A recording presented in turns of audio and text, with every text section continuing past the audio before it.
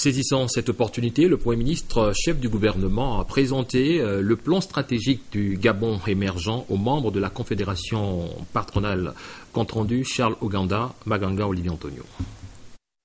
Invité par la Confédération patronale gabonaise, la CPG, à prendre part à la deuxième assemblée générale de cette organisation, le Premier ministre, chef du gouvernement, Raymond Ndongsima, a mis à profit cette rencontre pour présenter une fois encore aux décideurs économiques installés au Gabon le nouveau modèle de développement de l'économie gabonaise tel que contenu dans le plan stratégique Gabon émergent du président Ali Bongo Ondimba. Depuis 2009, il y a une ambition qui s'est muée en un projet, et ce projet est porté par un véhicule qui est le plan stratégique Gabon émergent. Ce projet a un horizon, c'est 2025.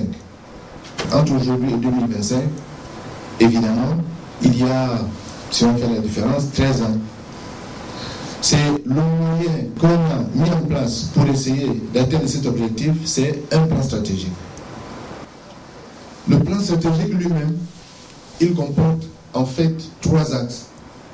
Le premier axe porte sur la consolidation des fondements. Le second consiste à développer les piliers. Et le troisième, il a pour objet de partager la prospérité qui résulterait d'un accroissement de la production nationale et donc d'un enrichissement plus grand du pays. Interrogés par les opérateurs économiques, chacun dans son secteur d'activité, sur les procédures de financement, les problèmes de fiscalité ou encore d'accès au foncier, le chef du gouvernement et les 2 ministres qui l'ont accompagné, Christiane Rose Osukara-Ponda, budget, et Désiré Guédon, l'emploi, ont eu un dialogue franc, mais alors des échanges précieux avec les opérateurs économiques, membres de la CPG, à qui le Premier ministre a dit toute la volonté du gouvernement à remonter la chaîne de valeur. L'objet d'une rencontre comme celle-ci et le sens de mon déplacement ce matin, c'est de rappeler qu'il y a naturellement des questions, je sais qu'ils ne fonctionnent pas comme chacun le souhaiterait, mais ma porte est ouverte, nous aurons le temps de prendre connaissance des problèmes que vous enregistrez ici et là, d'en discuter, de sorte que nous trouvions ensemble les meilleures façons d'apporter des solutions efficaces aux problèmes que vous enregistrez dans le fonctionnement. Il s'agit pour nous, en tout cas pour moi, Premier ministre, d'essayer de trouver un équilibre au milieu en persuadant les uns les autres que l'avenir du Gabon dépend de sa capacité à produire de façon compétitive. C'est plutôt satisfait du niveau des échanges qui ont prévalu que les chefs d'entreprise et le Premier ministre qui ont convenu de pérenniser ce genre de rencontres se sont séparés en milieu de matinée. Porteur d'un message du président sénégalais Macky Sall, le ministre sénégalais de l'énergie et des mines a été reçu par le Premier ministre chef du gouvernement Raymond Ndongsima. Les précisions avec Charles Oganda, Olivier Antonio. Mandaté par le chef de l'État sénégalais, Macky Sall, pour honorer les manifestations en mémoire de la disparition du chef mouride sénégalais Cheikh Amadou Bamba, déporté au Gabon par les colonisateurs en 1895, le ministre sénégalais de l'énergie et des mines, Senadou Gueye Touré, et sa collègue en charge des Sénégalais de l'étranger, porteur d'un message du président sénégalais à son homologue gabonais Ali Bongo Ondimba, ont été reçus en audience ce vendredi matin par le Premier ministre chef du gouvernement, Raymond Ndongsima. La communauté sénégalaise vit au Gabon depuis des décennies en parfaite symbiose avec le peuple gabonais.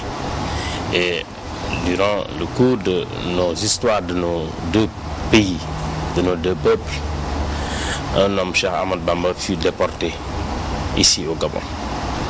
En suivant les traces de cet homme, ses héritiers, le peuple sénégalais, a eu, avec l'appui du peuple gabonais, à construire des édifices parmi lesquels la mosquée de la Montagne Sainte. C'est l'inauguration de cette mosquée qui nous amène ici. Le président de la République a tenu à envoyer ici, lors de cet événement, une forte délégation. Cette rencontre entre les 2 membres du gouvernement sénégalais et le Premier ministre Raymond Ndongsima a été l'occasion pour les 2 pays de faire un point de la coopération bilatérale entre Libreville et Dakar, coopération qui du reste ne connaît aucune zone d'ombre. De retour de Séoul où il a pris part à la réunion des conseils économiques et sociaux du monde, le président du Conseil économique et social, Paul Biyo-Gimba, a animé un point de presse pour expliquer les tenants et les aboutissants de la rencontre de Séoul. Compte rendu, Frédéric Alogo-Sessa et Idriss Mongala. Au cours de cette réunion de l'Association internationale des conseils économiques et sociaux et institutions similaires, AICESIS, qui s'est déroulée à Séoul, les grands problèmes mondiaux de l'heure ont été abordés, notamment la sécurité environnementale et alimentaire, le dialogue et le chômage. Le président du Conseil économique et social, de retour de ce grand rendez-vous des conseils économiques et sociaux de la planète, a donné quelques indications au cours d'un point de presse. Au cours de ces travaux qui étaient des niveaux extrêmement élevés, niveaux très importants, des décisions essentielles suivantes ont été prises.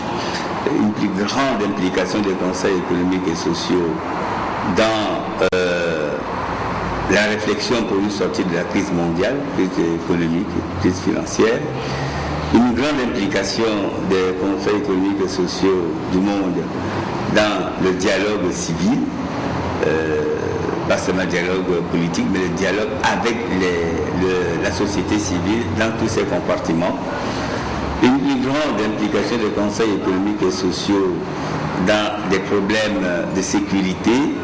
Il n'y a pas que la sécurité au niveau physique, mais également la sécurité de l'environnement, la sécurité alimentaire. La nécessité pour l'AICESIS de mettre en place une grande structure qui pourrait booster les affaires au niveau mondial. Pour toutes ces décisions importantes, un certain nombre de groupes de travail et de mécanismes ont été mis en place.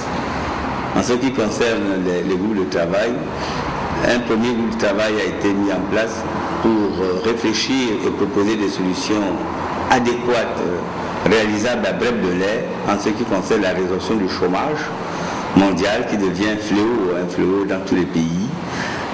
À cet effet, un groupe de travail se réunira fin janvier 2013 et le Gabon a été coopté comme membre de ce groupe de travail dont je prendrai part à ce groupe de travail à Alger fin janvier 2013 au titre du Conseil économique et social du Gabon.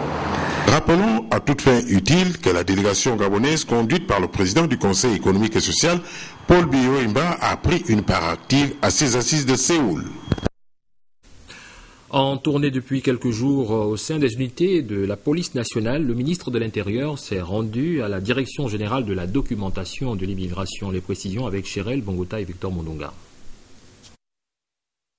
Depuis un certain temps au Gabon, malgré les directives données par les plus hautes autorités, les prestations de la police nationale sont dénoncées par les populations gabonaises. C'est dans cette optique que le ministre de l'Intérieur, Jean-François Ndongou, accompagné de son délégué en tant que premier responsable de police, aux côtés du commandant-chef des forces de police nationales, le général Léon Mistoul, engage une tournée de recadrage dans les différentes unités de police. Aujourd'hui, il se trouve malheureusement que nos concitoyens ne se sentent plus en sécurité parce que nous devenons nous-mêmes agresseurs. Nous ne faisons plus appliquer les lois de la République en matière de sécurité. On dit qu'un pays émergent, c'est un pays où il y a un très fort taux de croissance des emplois. C'est un pays qui réussit à vendre ses produits. Un pays émergent, un pays où les gens se sentent à l'aise. Et pour que cela se fasse, il y a un élément primordial, c'est la sécurité. C'est donc une journée chargée pour Jean-François Ndongou. Des entretiens en fonction des unités de police, la préfecture de police de Libreville, l'état-major de police d'intervention et l'école nationale de police, ce lieu de naissance du policier gabonais. Un message principal à l'ordre du jour. Le message portait sur le retour à un peu plus de professionnalisme dans l'accomplissement de leur mission. Rappeler le devoir du policier. Le policier est là pour sécuriser les personnes et les biens sur le territoire national. Également rappeler les notions de commandement et remettre la police au travail. Occasion propice pour évoquer la question des salaires impayés, des nouvelles recrues, une situation qui serait à l'origine de ces exactions. Le ministre de l'Intérieur répondra qu'il s'agit d'un problème d'ordre administratif qui trouvera solution d'ici fin février. Face à ces nouvelles instructions, reste à la police nationale de regarder vers l'avenir. L'avenir, c'est le retour de ces lettres de noblesse. La question de la sécurité continue à figurer parmi les préoccupations de la population gabonaise ces derniers temps. Les plus hautes autorités expriment aussi la même préoccupation. Le chef de l'État, dans sa vision pour le Gabon, ne cesse d'appeler les différents intervenants à une communion d'efforts pour un résultat efficace en matière de sécurité au Gabon. C'est une réflexion de Sébastien Toutoum. Au lendemain de son investiture à la magistrature suprême du Gabon, Ali Bongo Ondimba entreprend une tournée des casernes. Ancien ministre de la Défense, aujourd'hui chef suprême des forces de défense et de sécurité, il porte un message à même de redynamiser les troupes et explique sa vision de développement du Gabon dans ce domaine. Sur le plan de la sécurité des populations, le chef de l'État a l'ambition d'une police gabonaise qui rayonne. Les forces de police nationales gabonaises doivent être parmi les meilleures du continent. Pas plus, pas moins. Je n'en entendrai pas moins de vous. Pour cela, nous allons mettre un effort particulier pour la formation, l'amélioration des conditions de vie, mais aussi le travail, l'efficacité et le mot d'ordre. Les contrôles ne sont pas interdits, c'est ce que je dis à vos frères d'armes gendarmes. Les contrôles ne sont pas interdits. Ils sont même recommandés, mais avec courtoisie. Une police qui tient sa place, ça veut dire une police bien formée avec des effectifs considérables. Le président de la République avait donc décidé en 2010 de la reprise des cycles annuels de recrutement dans les corps de sécurité. Il avait beaucoup insisté sur un recrutement de qualité et non de quantité pour une sécurité encore plus proche des citoyens. Mieux, le chef de l'État avait rappelé la grande responsabilité des différents chefs de la police vis-à-vis de la troupe. Nous blâmons souvent les comportements de raquettes, mais nous savons que ceux-ci sont aussi ordonnés par les officiers. Alors, monsieur le commandant en chef, le message est clair. Reprenez tout le monde en main, à commencer par vos officiers.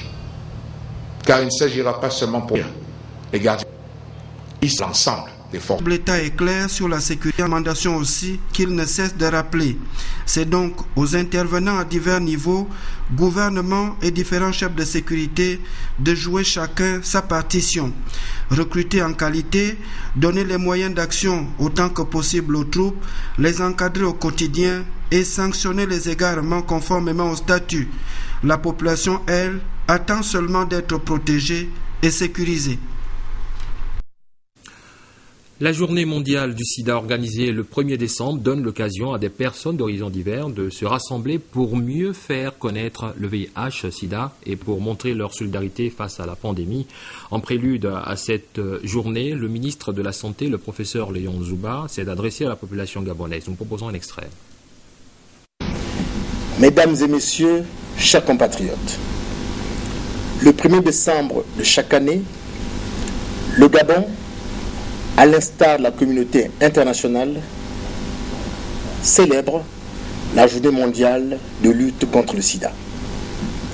Le thème retenu par l'ONU-SIDA jusqu'en 2015 est Objectif zéro, c'est-à-dire zéro nouvelle infection à VIH, donc zéro contamination, zéro discrimination, donc zéro stigmatisation, et enfin, zéro décès dû au sida. Mesdames et messieurs, depuis 3 décennies, le VIH-Sida fait des ravages dans le monde entier. Les dernières statistiques publiées par l'ONU-SIDA témoignent de l'ampleur de la maladie. En 2011, 34 millions de personnes vivaient avec le VIH-Sida dans le monde. 2 500 000 personnes étaient nouvellement infectées au cours de la même année. Et 1 700 000 personnes sont décédées de maladies liées au sida. Le thème national retenu pour cette année est le rôle des communicateurs dans l'atteinte de l'objectif 0.